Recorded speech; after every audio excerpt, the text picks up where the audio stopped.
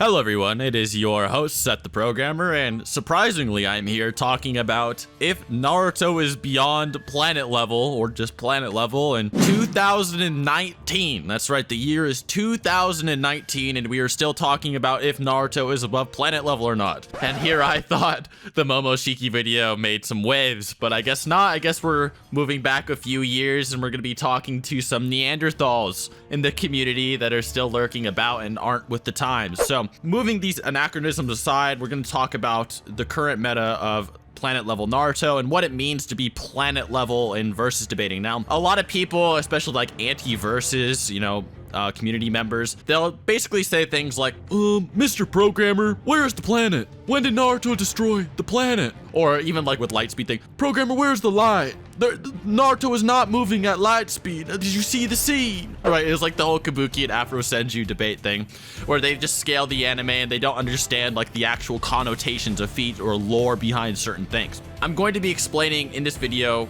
what it means to do all that, what planet level actually means. So like when I say planet level, what does that equate to? Right. And also I do understand where some people are coming from with like not understanding like planet level. Like a lot of people use, oh, well, Naruto can create 5,000 clones. Even if he's continental, he could destroy the planet since there's 5,000 of him and they're all gonna Rasengan the planet into oblivion or something. Like I understand the ridiculousness of those claims, right? And I can understand why people don't really like them that much. And I guarantee you that I'm going to be going over every facet of planet level Naruto. I'm going to confirm the lore agrees with it. There are feats that agree with it, guides, statements, everything. I will go over every facet, like I said before. So when it comes to destroying a planet, you usually have to overcome its GBE and cause it to fragment apart or absolutely vaporize it or destroy it. Most people scale planet level as the former and utilize GBE as the bar for what it takes to destroy a body, as the planet can't hold itself together beyond its gravitational binding energy.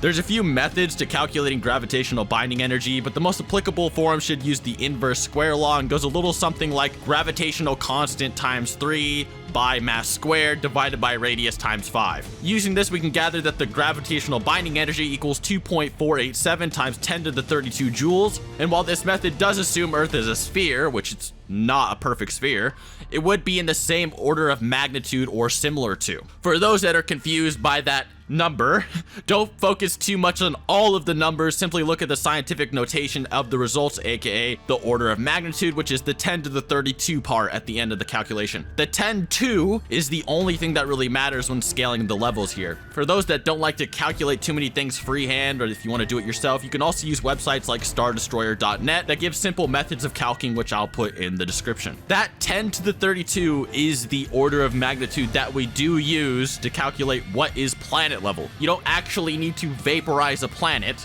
to actually reach planet level. That is obviously some caveman logic, and that does not actually utilize what the characters are doing to their utmost. So I guess feat number 1 is obviously the ubiquitous Kaguya is going to destroy her realm. Now this is confirmed in the data books as well as the anime. The anime and the manga actually make it even more powerful. They're like, she's gonna destroy the entire time space, and Obito actually compares Kaguya's time space as massive, a vast time space where he can connect to the main time space without any problems whatsoever. So basically, it was actually going to destroy a large planetary through large star level time space because there is a moon in Kaguya's dimension that is orbiting the planet. There's actually numerous moons, and in the OVA, the day Naruto was going to become Hokage, there's actually stars inside of Kaguya's dimension. So that's why we say large planetary to large star level, because if there are stars, she's basically nigh solar system level for destroying this time space. So if it's just a moon, if you just say there's no stars, maybe you don't like OVAs, even though it is canon.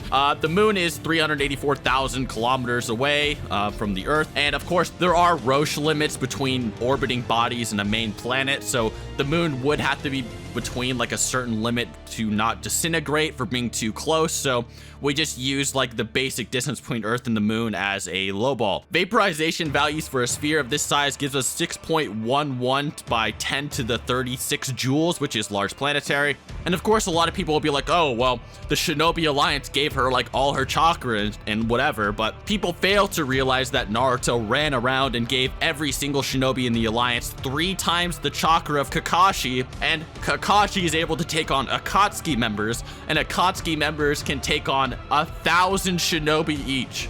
lowballing. It's actually stated verbatim in the data book, each Akatsuki member can take on thousands of shinobi. So Naruto literally amplified the entire shinobi alliance with half of the Nine Tails by thousands of times by touching their shoulders. So no, the Shinobi Alliance did nothing to Kaguya's power, not even a single percentage of an amp. As I said before, in this dimension, we also see a star, so there should be a distance between the star and a planet similar to the distance between the Earth and the Sun. 1 AU is 149.6 million kilometers, and using a sphere of this size gives us 3.6042708 times 10 to the 44 joules, which is high-end large star level, nice solar system level. Basically, this feat is if the Earth was turned into a nuclear bomb, it would be weaker than Kaguya's attack by over 100 times. So imagine the entire planet was a nuke, it would still be weaker than Kaguya's attack 100-fold. So yes, obviously that is the feat that is beyond planet level, but that is just one of many. There's another guide that gives credit to Kinshiki as well, that says he has the ability to split worlds. Now, splitting the planet isn't full on planet level, but it still should calculate to small planet level, give or take, which would still be considered planet level to a smaller degree. This is a good feat because it's supposedly just a casual attack that he can perform this, and many characters are able to block, parry, and deflect Kinshiki's strongest attacks with, like, Sasuke's one arm and his sword.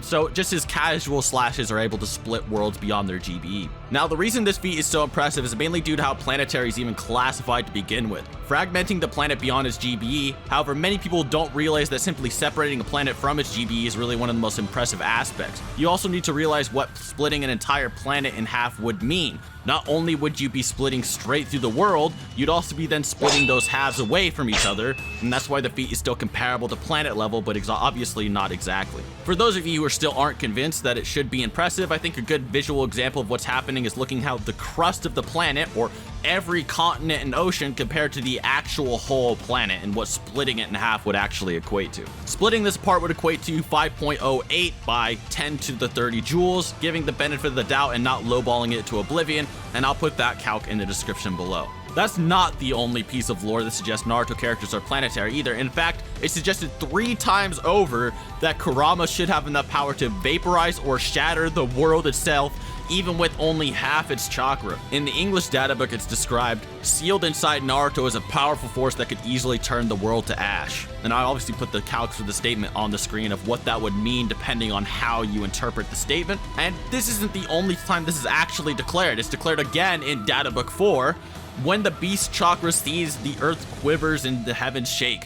Earth-shattering destructive power. Madara then describes that his Susanoo, which rivals the Bijou, has the power to smash all things in the world. Some translate this to universe, but in these instances, it's more so referring to planet rather than universe. Many then begin to question these declarations by saying, where's the feats though? What about Bijou destroying mountains though? And so on. This is easy to refute as we will be going over later planet level feats that Kurama scales to. It should also be noted that Kaguya's feat is actually pretty much large star level and borderline solar system level, or massively large planet.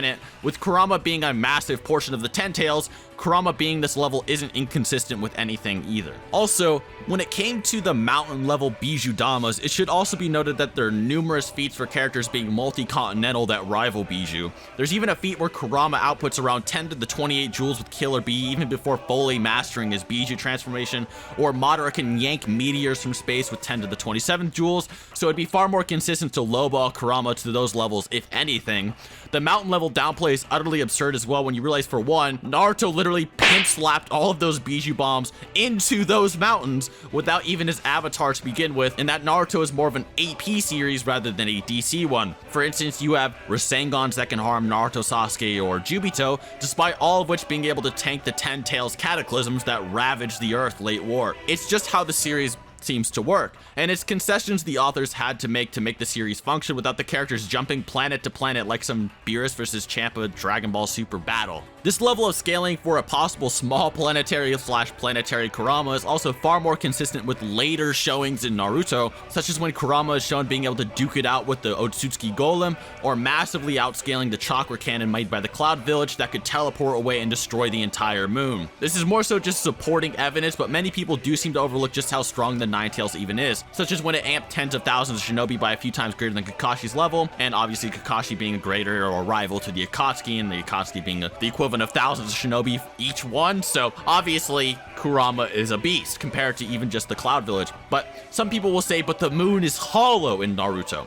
However, the Cloud would have no knowledge or reason to assume the moon is hollow, just as we in real life have no reason to assume our moon is hollow. Even the Ten Tails' raw energy was comparable in size to the entire planet and was stated to be the end of the world, with even its empty husk needing an entire moon to seal it away with a battle-weary Kaguya. Speaking of which, Hagoromo and Hamura even creating the moon and launching it into orbit would require up to 10 to the 34 joules if it took 10 minutes to even launch upwards, 10 to the 33 if it took 30 minutes, and 10 to the 32 if it even took an hour. And since this was originally just a massive Chubaku Tensei, the moon more than likely wasn't actually hollowed out yet, as it wasn't originally intended to house a society or the sort, only to lock down the ghetto and Kaguya. The Ten Tails itself, outside of its multi-continental cataclysm it created by pretty much just existing, was also able to amp Jubito to some ridiculous heights and displayed a wonky feat in the form of the God Tree. Now, if nothing else before convinced you, and consistent small planet level low balls for power-ups in Naruto won't convince you, I'm sure this tree feat absolutely will. No sarcasm. Nah, but seriously, people do overlook how much energy the God Tree itself really exerted by simply appearing. The thing that makes this God Tree feat impressive is that this tree is massive and it grows insanely quickly. Using some basic pixel scaling, people usually get around 2,000 kilometers for its height, but the real debate is how fast it and its roots grow around the area. And the answer is pretty simple. It's able to catch and drain many amped members of the Shinobi Alliance, and it's seemingly done in an instant. The Shinobi Alliance, while amped by Naruto's chakra, have amps that put them all on some late game Kakashi level stats, and even give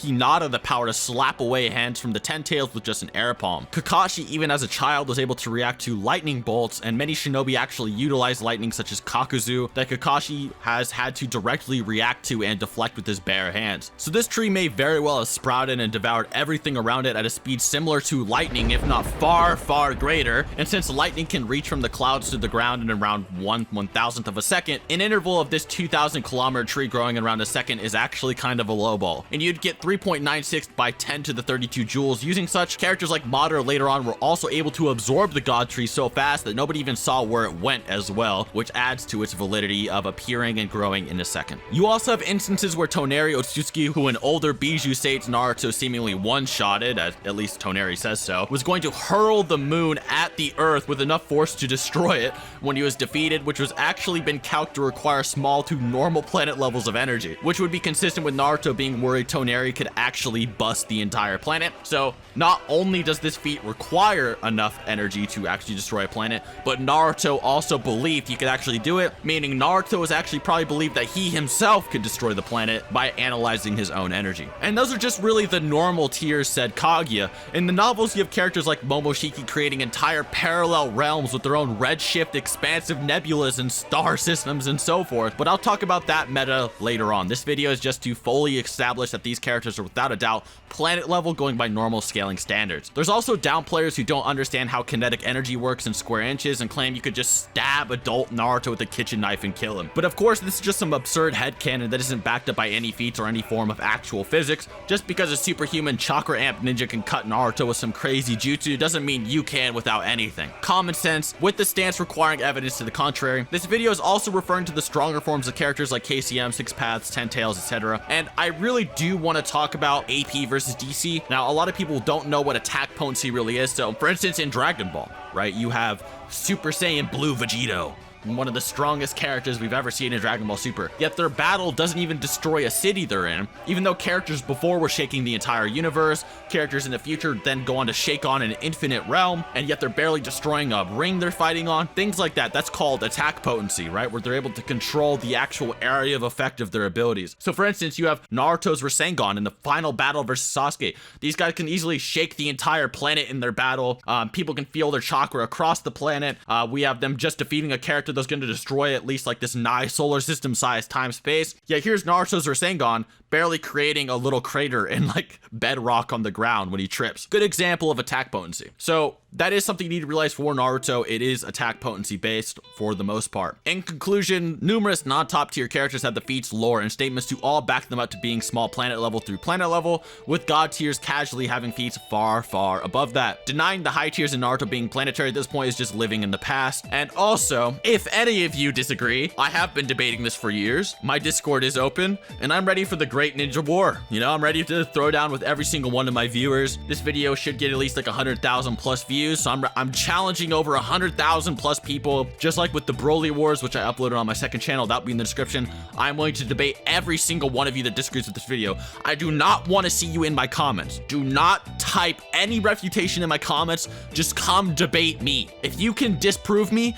disprove it to the entire public, because my video will be uploaded. Everyone that debates me is going to be uploaded on my second channel. So if you think you can take me out, if you think you can disprove me, please get in call. I don't want to see any of this text cucking, okay? Please come talk to me. Let's duke it out, all right? I'll prove I'm the best. Once again, I will do it every single time. So if you have a problem, don't text cuck, get in call. And other than that, guys, I hope you enjoyed this video. I hope you all understand what being planet level in a fictional debate actually is. And obviously, if you're one of those people that's like, but where's the planet? When did he destroy the planet? If you're one of those people, please come and call. I'd love to bully you for it. And now that the video is over, I hope you guys did enjoy it, of course. And as I said at the very beginning, please check out John's SoundCloud in the description below, or his Instagram. Please, I really would appreciate it. He's doing so much for me and for free, so I really would appreciate it. And other than that, guys, till next time.